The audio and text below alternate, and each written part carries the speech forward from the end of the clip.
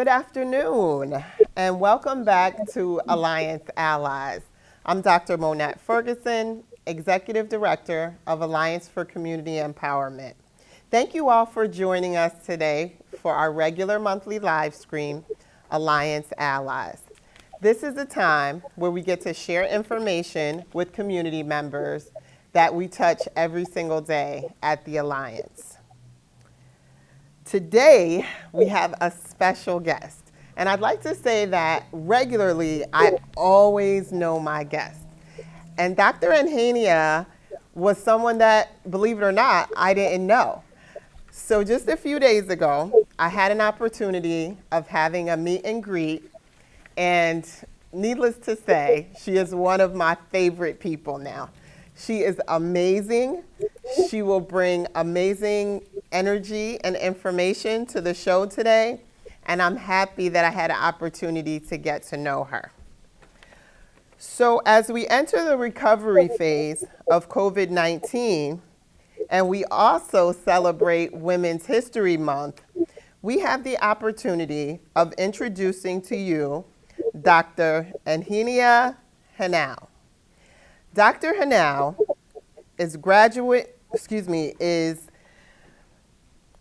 Medical Education Director of Diversity, Equity, and Inclusion. She is also Associate Chair of Diversity, Equity, and Inclusion. And the Department of Medicine Associate Professor at Yale School of Medicine. Wow, that was a mouthful. So now, without any further ado, I'd like to welcome you, Dr. Genao. Thank you so much, and thank you for having me. It's a pleasure being here. So please tell us about yourself and your experience as a woman in the medical field. Excellent. Happy to do so. So, I come from the Dominican Republic. I came to the States at the age of 15. And up until residency, which is 4 years after completing medical school, I have dealt with poverty, real poverty. The poverty that is not just about, oh, what am I going to wear? I don't have anything to wear. No, it was poverty related to food on the table, and proper clothing for the weather, and dealing with access to care.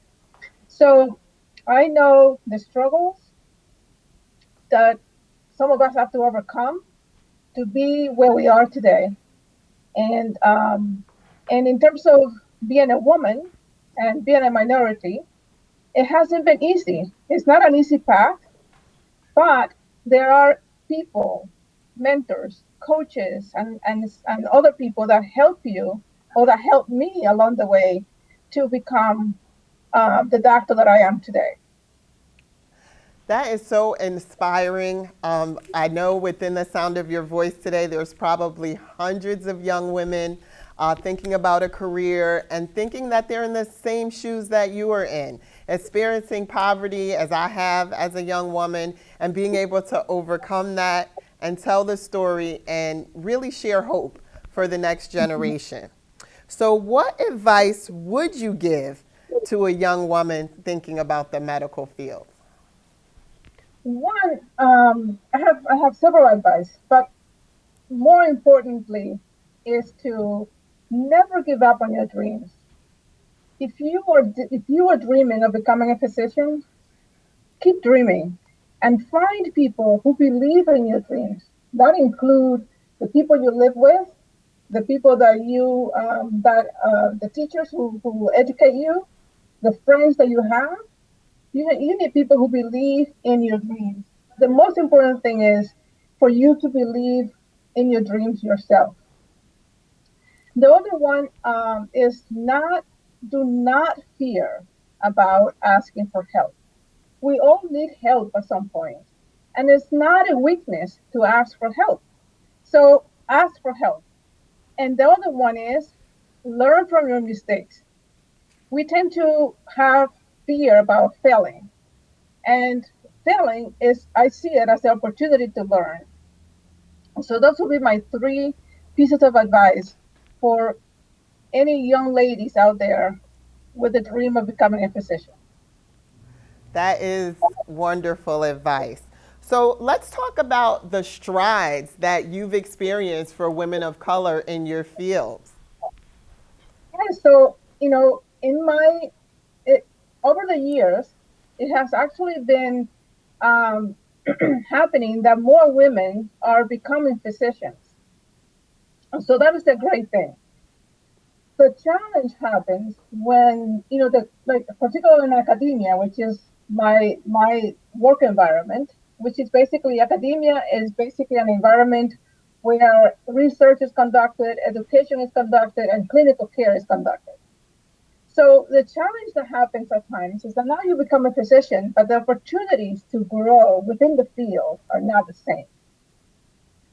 And then let me just also point out that the number of women vary by specialty, meaning that like in the surgical specialties, there might not be as many women as they are like let's say in pediatrics or psychiatry. So we still have work to do there. And the other one is in terms of the growth within academia. So becoming what we call full professor, that is going through the promotion process.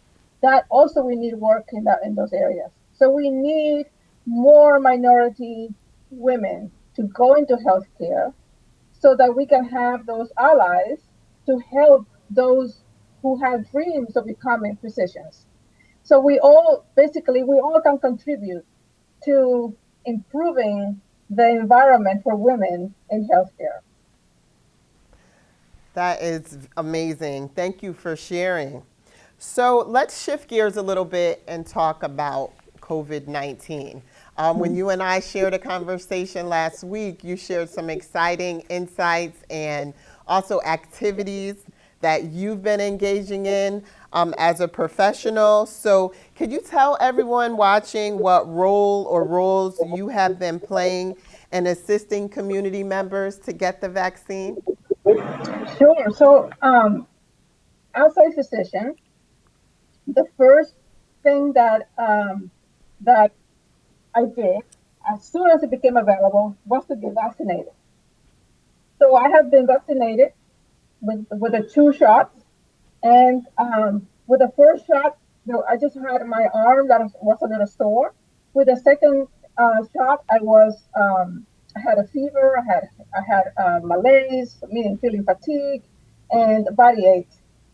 Now, knowing that those were the effects that I was expecting, because we know that a percentage of people will get those effects, I was okay with taking some Tylenol, some ibuprofen, so that I can control those symptoms.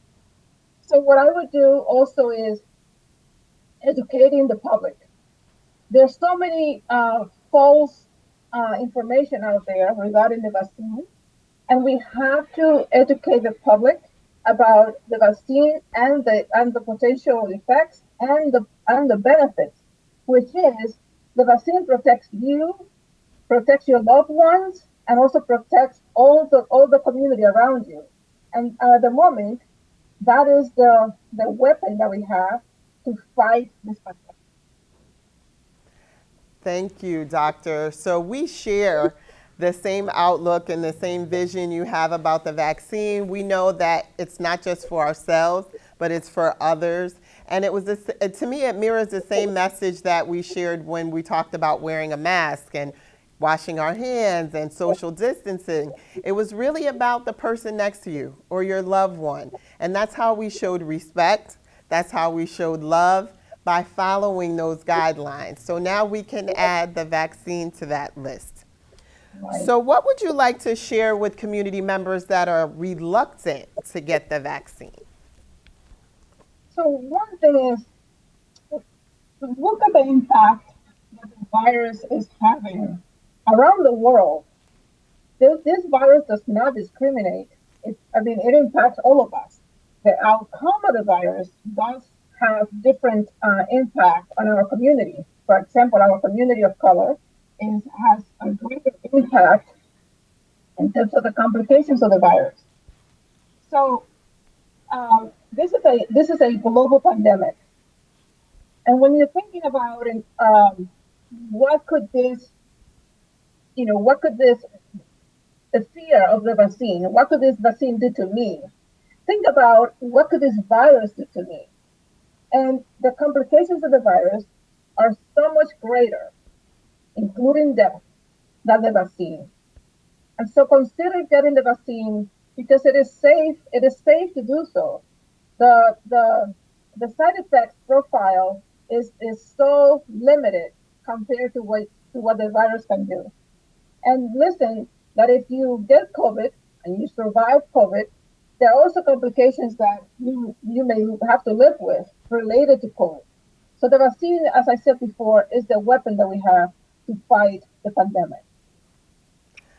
That is, again, the same sentiments that we share here at the Alliance. And though we know that folks are afraid and folks may be a little fearful, and like you said, there's a lot of misinformation out there, we want folks to know that the vaccine, even though it may come with some slight side effects, that is exactly the vaccine working in your body. Those are expected side effects. And I would like to also share with the audience that I've also received my first shot. And I have to tell you that I was one of those people who had a wait and see attitude. And I quickly changed that attitude after educating myself and talking to professionals like the doctor here and really comparing those symptoms to the disease, to the illness. And there is no comparison. So we want folks to be encouraged to educate themselves. We have a lot of education materials here at the Alliance. We have partners at all the community health centers, at Yale, at what used to be St. Vincent's, which is now Hartford Health, where we can share factual information with you about the vaccine if you'd like to have it. So any final parting words from you, Doctor? Yeah, so going back to the young women out there, I want to say that there is a need for more women in healthcare. There is and that your dream of becoming a physician is not something that do not give up on your dream. And then it's not only physicians. We have so many other healthcare careers that you can aspire to, so that you can join the physician and basically the healthcare workforce. So we need you. We need more women, more minority women in healthcare.